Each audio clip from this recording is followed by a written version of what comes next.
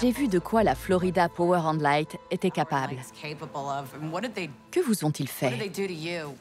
Sachant que j'avais la réputation de prendre la défense des consommateurs et comme ils n'aimaient pas l'impartialité, ils ont eu recours à toutes sortes de stratagèmes. Ils ont engagé des avocats pour rédiger une plainte en déontologie contre moi. Ils se sont comportés comme des voyous. J'ai grandi à Brooklyn et je m'y connais en voyous. Je comprends. Je n'en revenais pas qu'un opérateur veuille à tout prix empêcher les membres d'une commission de faire leur boulot. Mais c'est exactement ce qu'ils ont fait. Nous devions être reconduits dans nos fonctions à l'issue de notre premier mandat de 4 ans. En Floride, dans le passé, les membres de la commission ont toujours été reconduits maintes et maintes fois, mais pas nous.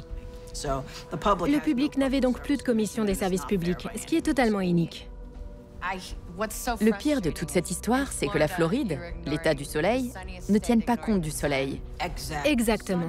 Nous vivons dans l'État du soleil et il est interdit de fournir de l'énergie solaire. Si l'industrie solaire ou une industrie alternative avait les moyens dont disposent ces monopoles soutenus par le gouvernement, on verrait sans doute les choses changer.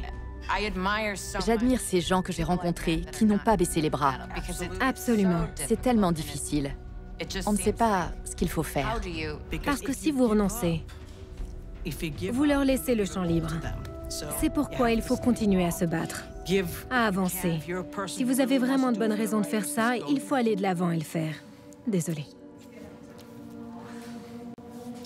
C'est stupide, je suis désolée. Ce n'est pas stupide. Je suis désolée, je vais me ressaisir. Ça a tout fait remonter. C'est impossible d'essayer de bien faire. Il vous en empêche. Je connais les rouages de la politique et les compromis qu'il faut faire, mais on ne vend pas son âme à ce point-là.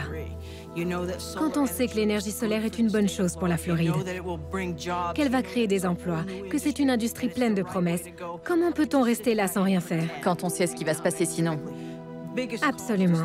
C'est l'avenir de la planète qui est en jeu et le temps nous est compté.